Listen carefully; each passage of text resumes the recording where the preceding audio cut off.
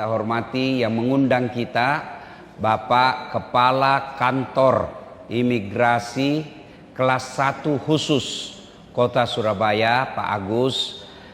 Dan yang saya hormati pula seluruh nama-nama dan jabatan yang disebut Pak Agus tadi, yang insya Allah dimuliakan dirahmati Allah Subhanahu wa Ta'ala. Karena kalau saya sebut lagi satu-satu saya bingung karena saya tidak punya catatannya. Lebih baik cara praktis yang disebut tadi Pak Agus itulah semua juga yang saya hormati. Bapak saudara-saudara sekalian, awal adik-adik yang dibelawakan cewek, mau ndak saya kasih iPhone 15? Mau? 1 tera pulsa unlimited. Mau? Oke, mau. Tapi begitu saya kasih langsung tuli. Mana yang mau tadi? Begitu terima langsung tuli. Mau enggak? Ah, enggak mau. Berarti yang mahal itu bukan handphone. Yang mahal itu bukan jaringan. Apa yang mahal? Telinga. Allah kasih gratis, tidak perlu bayar. Hebatnya lagi nih telinga, Bapak Ibu tidak perlu kursus membedakan bunyi. Maka kita ucapkan Alhamdulillah. Jadi bukan telinga yang mahal, bukan seluler yang mahal, bukan jaringan yang mahal. Biar ada jaringanmu, ada handphonemu, tapi tidak bisa mendengar. Halo, hei, rusak lagi nih handphone. Halo, bukan handphone yang rusak. Apa yang rusak? Telinga. Adik-adik, ini ada kamera mahal nih. Mau ndak dikasih ini kamera? Tapi begitu dikasih langsung buta. Berarti yang mahal bukan kamera. Apa yang mahal? Mata. Allah kasih gratis. Dan hebatnya lagi nih mata. Bapak ndak perlu kursus membedakan warna. Hebatnya lagi nih mata. Dia bisa bedakan, dia punya sensor pembeda. Dia bisa bedakan mana istri, mana sekretaris. Bayangkan kalau tidak bisa dibedakan mana istri, mana tetangga. Kenapa? Lain-lain rasanya ini malam. Ternyata tetangga. Makanya kita ucapkan Alhamdulillah. Masya Allah. Tuan-tuan, Bapak Ibu yang saya muliakan, pasti kenal Ronaldo, Lionel Messi. Itu gajinya Ronaldo, kumpul seluruh pegawai kantor imigrasi se-Indonesia, belum bisa kalah gajinya Ronaldo 1 bulan. Apa dia yang hebat? Bukan. Biar dia punya skill hebat, tapi Allah kasih lutut yang tidak bisa bengkok. Masih bisa main bola kalau lututnya tidak bisa bengkok. Mana bisa orang main bola begini? Berarti yang mahal bukan skill. Yang mahal Allah kasih kita kaki yang bisa bengkok. Maka kita ucapkan Alhamdulillah. Masya Allah. Bapak Ibu pernah tidak lihat orang ada kawat di giginya? Zaman saya kecil pagar yang dikawat Pak. Sekarang gigi bisa dikawat Pak. Mahal itu. Saya tanya mahasiswa saya, berapa harganya? 40 juta. Saya bilang, kok kira itu behelmu yang mahal? Biar kau mau pasang besi harga 1 juta, harga 50 juta, harga 100 juta. Kalau tidak ada gigimu, apa kau mau kawat? Maka kita ucapkan Alhamdulillahirrabbilalamin. Tolong jawab Pak, tolong jawab. Kali ini saja jawab. Kenapa Bapak bisa hadir di tempat ini? Ayo, kenapa Bapak bisa hadir di tempat ini? Karena Bapak pegawai. Coba kalau Bapak kepala rumah tangga, pembantu rumah tangga, tidak mungkin sampean duduk di sini. Hebatnya lagi bertingkat-tingkat itu. Ada yang di depan, ada yang di belakang. Tentu yang di belakang tidak mungkin lebih tinggi pangkatmu daripada yang di depan. Itu semua nikmat dari Allah. Bukan karena kamu sekolah, tapi pemberian dari Allah. Maka kita ucapkan Alhamdulillahirabbil alamin. Ada lagi nikmat yang satu tidak bisa, dan kadang kita lupa. Apa itu? Nikmat persaudaraan. Nikmat kerukunan. Mana bisa lagi kita dengar pengajian seperti ini kalau kita sudah tidak aman. Dan salah satu sebab tidak aman kalau kita sudah tidak bersatu. Inilah makna halal bihalal. Ukhuwah, persaudaraan. Nah, beberapa hari yang lalu saya suruh anggota saya telepon Pak Agus. Kita mau ke Surabaya, ceramah di Mall Pakuwon. Bisalah saya hadir di sini. Kalau sedulur-sedulur mengundang saya, biar ada duit belum tentu ada jadwal. Biar Bapak bisa belikan saya tiket, belum tentu saya punya jadwal. Ini saya yang minta supaya dibikinkan acara. Untuk apa? Menghormati Pak Agus, kawan saya dari Sulawesi. Itulah hebatnya ukhuwah. Di sini ada kepala angkatan laut. Biar beliau mau, belum tentu saya ada waktu. Itulah sehingga ada namanya persaudaraan. Penting. Siapa yang banyak temannya, dialah yang hebat. Yang kalau dalam dunia kebirokrasi, kepolisian kah itu, tentara kah itu, ada namanya gerbong. Kalau kamu banyak gerbongmu, gampang naik pangkat. Itu namanya ukhuwah, persaudaraan. Maka kata Nabi, siapa yang mau dipanjangkan umurnya, dimurahkan rezekinya, dan tertolak dari bencana, maka hendaklah dia bersilaturahim. Contoh, aplikasi hadis ini. 1, saya ini Pak tidak banyak duit saya, tapi banyak teman saya. Teman saya yang banyak duitnya. Saya di Makassar hampir tidak laku duit saya. Kemana-mana pasti gratis. Saya ke pasar, baru turun dari mobil, saudara yang teriak, "Assalamualaikum Ustaz." Dalam hatiku aman dan terkendali. Ada yang isi ikan, isi sayur. Berapa Haji? Nggak usah Pak Ustaz. Nggak enak masih pagi-pagi Haji. Nggak usah Pak Ustaz. Dalam hatiku memang itu yang kutunggu. Masya Allah. 2, dimudahkan urusan. Maka ini makna halal bihalal, persaudaraan. Nah, apa yang memutus persaudaraan? Yang biasa merusak persaudaraan kita. Misalnya di kantor imigrasi ini. Apa yang memutus persaudaraan kita? 1, perebutan kekuasaan. Mau jadi kepala kantor, mau jadi gubernur, mau jadi bupati, mau jadi presiden. Oh, bertengkar kita Pak.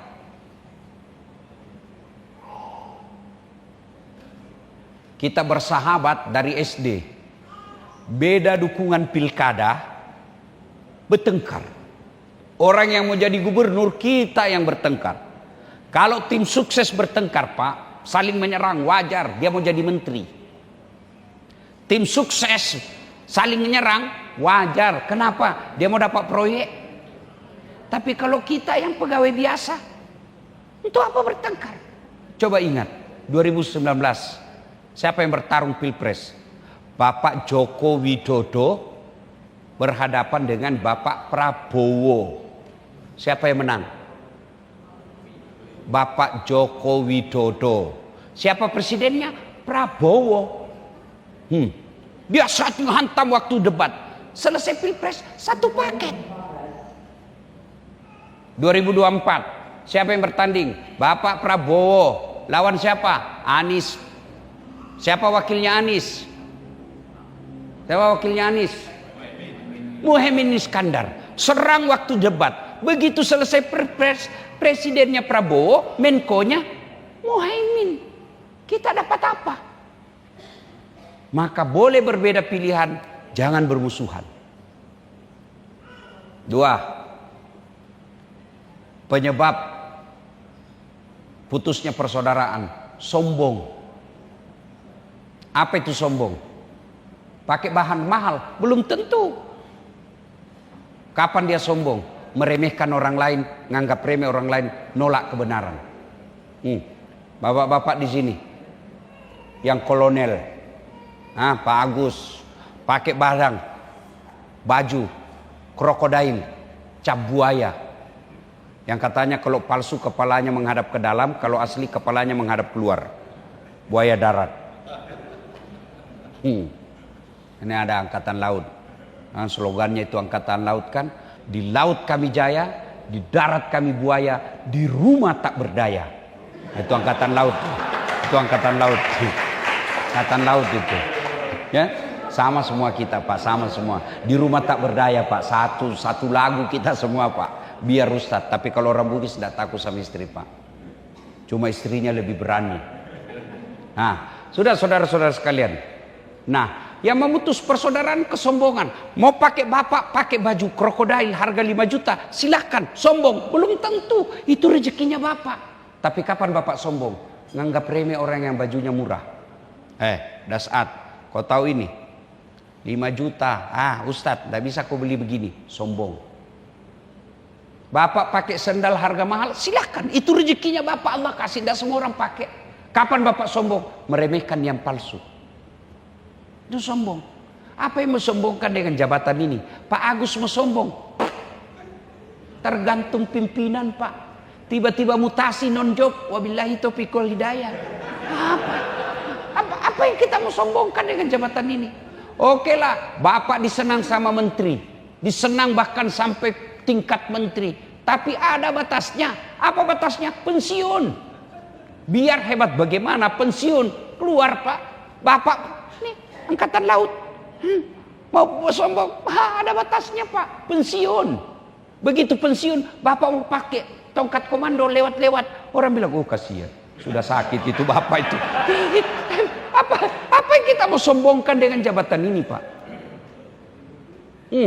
Ada anggota DPR mau sombong. Aduh 5 tahun bos. Kalau terpilih lagi, alhamdulillah. Tidak terpilih, rakyat biasa. Bupati mau sombong. Apa kau mau sombong? Kau jadi bupati karena kau dipilih. Heran saya ini kepala daerah. Waktu mau dipilih datang.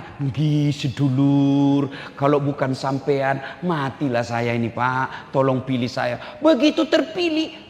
Sombong. Kamu apa? Kau jadi bupati karena kau dipilih. 10 tahun. Mau 3 periode. Enggak mungkin. Kepala kantor aja enggak boleh sombong. Apalagi cleaning service. Maka jangan sombong gara-gara jabatan. Jabatan yang ada ini titipan. Maka paling hebat sudah kepala kantor santun lagi ngomong. Sudah kepala kantor rendah hati lagi. Orang paling senang. Kalau kita pindah semua orang menangis dan merasa kehilangan. Tapi kalau ke petantang-petenteng sombong, orang Pak masih di situ panas kursi Pak. Kenapa? Satu kantor doakan kita pindah. Mudah-mudahan pindah, mudah-mudahan pindah. Jelek. Begitu kita pindah, pensiun, tidak ada yang mau lihat kita. Yang ketiga, penyebab putusnya silaturahmi, satu tadi, sombong. Yang berikutnya lagi, sakwa sangka. Teman kita, sama-sama kita, kepala kantor di Surabaya, tiba-tiba mutasi ke Jakarta, lewat. Sombong betul, tidak menyapa. Bukan sombong Pak, baru operasi mata. Dia tidak lihat. Sakwa sangka itu bisa meretak persaudaraan kita Pak.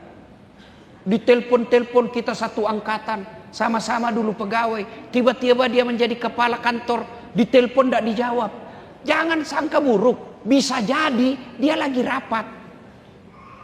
Coba kalau istri sangka baik, tenang perasaannya. Tapi kalau sangka buruk, jangankan satu kantor, rumah tangganya bubar karena sangka buruk. Tapi kalau sangka baik, enak perasaan. Telepon istri, suami pagi-pagi, tidak dijawab. Lagi sholat duha suami saya. Enak perasaan. Telepon lagi siang, tidak dijawab. Berarti suami saya lagi sholat duhur berjamaah. Sore telepon tidak dijawab-jawab. Berarti HP-nya ketinggalan. Begitu masuk WhatsApp, Saya lihat suamimu bonceng cewek, cantik betul. Oh, berarti suami saya lagi nge-grab. Enak perasaan, sangka baik. Sebaliknya orang sangka buruk, tidak bisa bahagia hidupnya Pak. Kita sudah punya kapasitas, sudah lakukan lobby, pangkat golongan sudah memenuhi. Kok teman kita yang baru masuk dia yang dipromosi? Kok kita tidak? Sangka baik. Allah tahu, oh kamu orang baik, tidak cocok kau di jabatan itu. Tahun depan ada masalah di kantormu, kau bisa masuk penjara. Sangka baik. Saya itu mengalami banyak kehidupan, nanti bertahun-tahun baru saya sadar. Oh, ini maksudnya rupanya. Oh, ini rupanya. 2014 Pak, saya ikut Pilwali Makassar. 10 pasang calon Pak. Kalah tidak, cuma yang menang lebih banyak suaranya. Ini namanya sangka baik. Oh, saya baru tahu. Ustadz, tidak usah kau jadi pejabat. Dasat, tidak usah kau jadi pejabat. Setengah mati kau hormat. Datang Kapolres Tabes kau hormat, siap komandan. Datang Kapolda, siap Pak Jenderal. Datang Pak Menteri, siap Pak Menteri. Kau jadi ustadz. Saya jadi ustadz, bukan saya yang hormat, mereka yang hormat sekarang sama saya. Itu yang disebut sangka baik, bersangka baik. Daftar tentara saya tidak lulus gara-gara ceper. Tidak cukup tinggi saya. Ya Allah, kenapa kau takdirkan saya tidak ceper? Kau tidak rugi jadi Tuhan kalau saya jadi tentara. Kawan saya lulus Pak, sekarang kompol di Sulawesi Barat, reserse pakai baret merah. Saya lulus jadi ustadz pakai baret putih. Alhamdulillah dengan baret putih yang saya pakai, mulai baret merah sampai baret hitam, saya caramai kau semua. Ini namanya sangka baik. Kalau kau sangka buruk, kenapa ya Allah? Kenapa? Sangka baik. Kenapa dia baru masuk? Baru 4 tahun sudah dipromosi. Saya sudah 7 tahun tidak dipromosi. Betul dia 4 tahun tapi otaknya Pentium 4. Cepat loading. Bapak 7 tahun tapi otak Pentium 1. Lambat loading. Sudah jadi Pak tapi belum. Apa maknanya itu sudah tapi belum?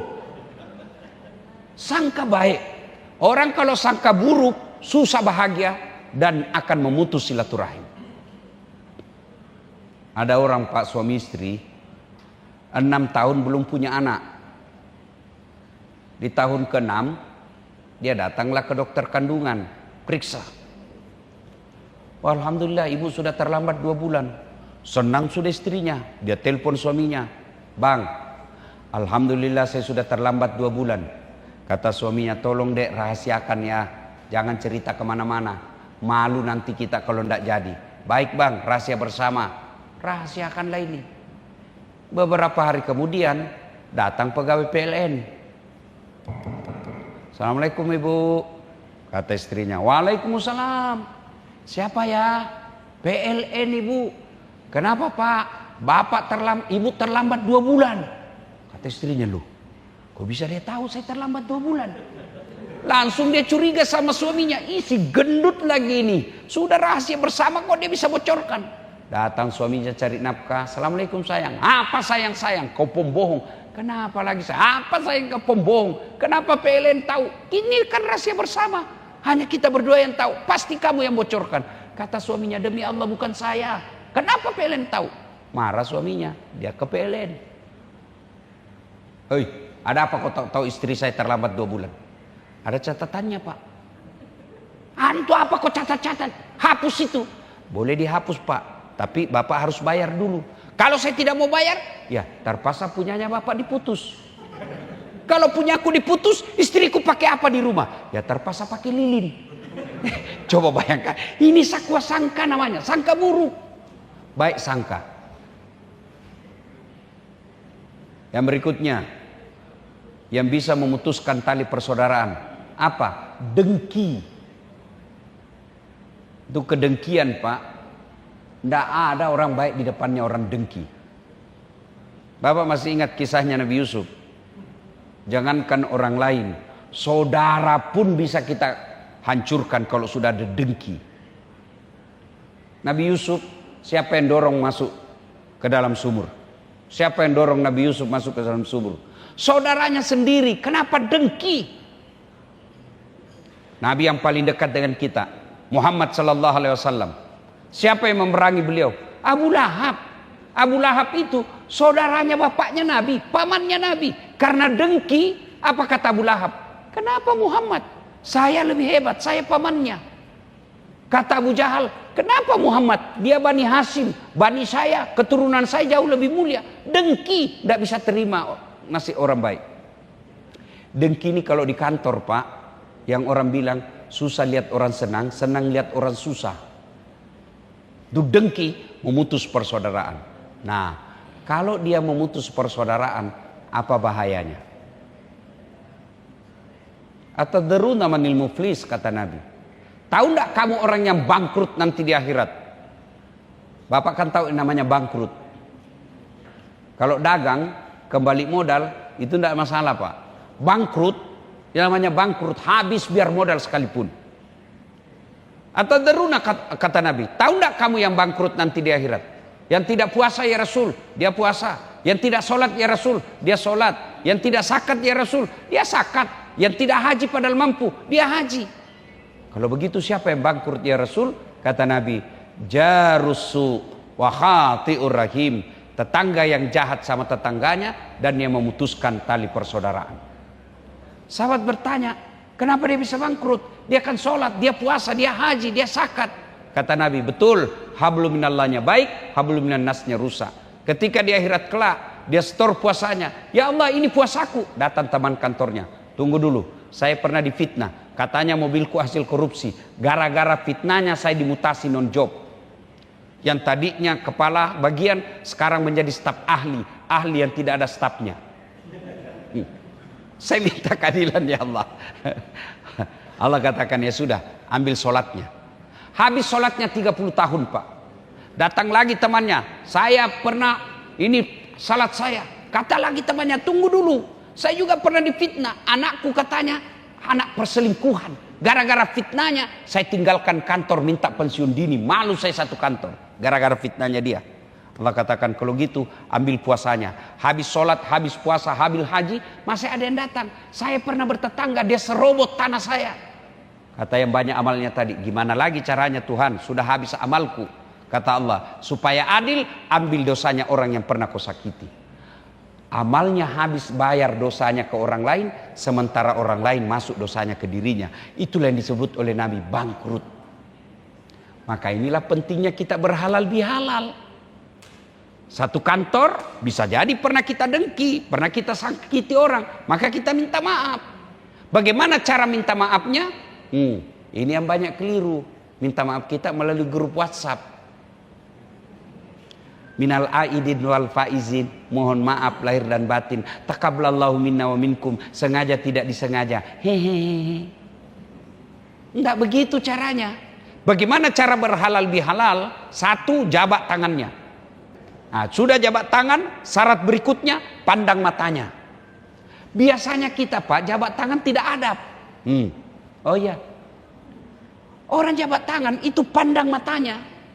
Ketiga senyum. Itu syariat agama. Jabat tangan, pandang matanya, senyum. Jangan kita jabat tangan sambil menelpon. Oh iya, itu tidak adab itu. Yang keempat, ini yang agak susah. Sebut judulnya dosa.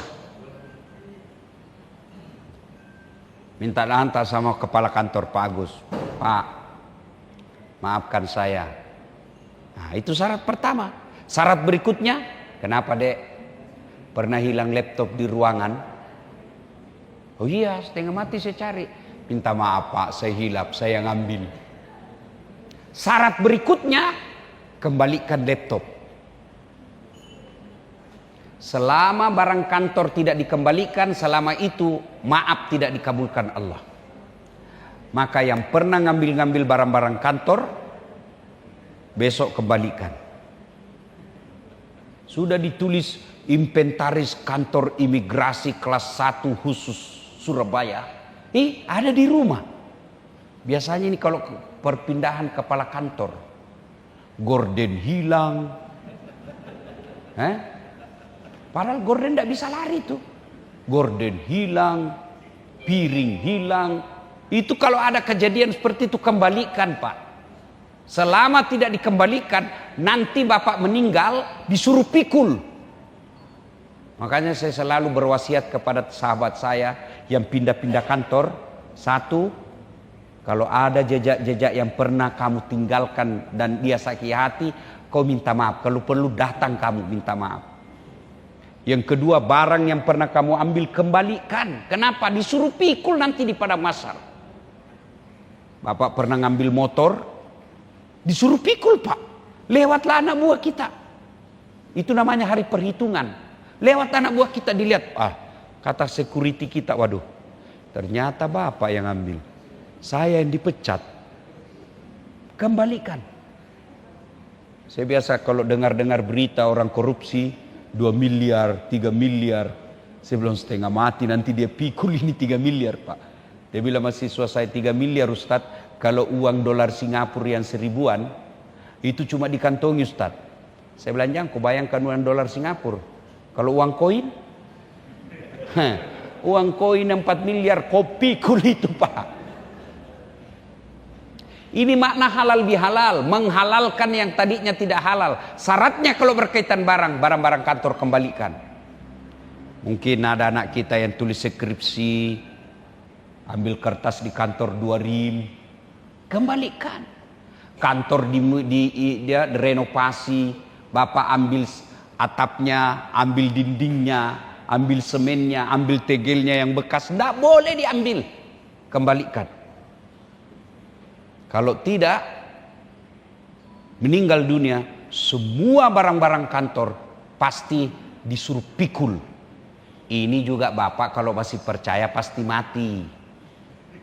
Kalau tidak percaya lagi pasti mati, Anda usah diamalkan ini. Ini hanya untuk peringatan orang-orang beriman. Nah, itu apa saudara-saudara? Nah, satu, halal bihalal. Yang kedua, cara menyambungkan silaturahmi, sedekah. Tidak ada sudah kalah paling efektif itu sedekah. Pak Agus marah-marah sama anak buahnya. Selesai marah, ini dek, ini ada pembeli pulsa. Langsung dia bilang, tidak apa-apa Pak, kalau bisa Bapak marah lagi besok.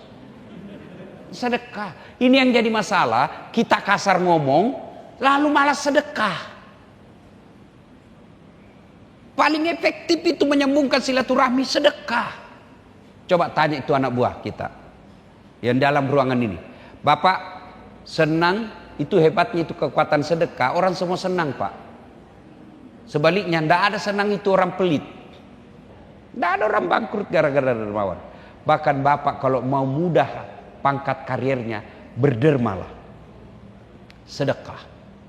Ini Bapak saudara-saudara sekalian. Dan pada akhirnya halal bihalal ini tidak ada faedah yang kita dapat kecuali berhambur-hambur kalau tidak ada di antara kita saling memaafkan. Wa'tasimu bihablillahi jami'a wa la tafarraqu. Berpegang teguhlah engkau kepada tali persaudaraan agama Allah dan janganlah engkau bercerai-berai. Bahkan Nabi katakan dalam hadisnya, umatku itu seperti badan ini. Apabila satu sakit, yang lain ikut merasakan. Coba lihat Pak, tangan kanan gatal tanpa diundang kiri yang garuk. Tangan kiri yang gatal tanpa disuruh kanan yang garuk. Gatal dua-duanya kerjasama. Anak muda jalan malam-malam tahan tuh kakinya. Kaki yang tahan tuh seluruh badan ikut merasakan. Pertama kaki tahan tuh, apa yang pertama bereaksi? Mulut. Aduh. Padahal kaki yang tahan tuh. Mulut dulu yang tahan tuh bereaksi. Berikutnya apa yang bereaksi? Mata mencari. Berikutnya apa? Mulut yang bereaksi. Dia tiup. Berikutnya apa? Tangan yang mengusap. Padahal kaki yang kena masalah.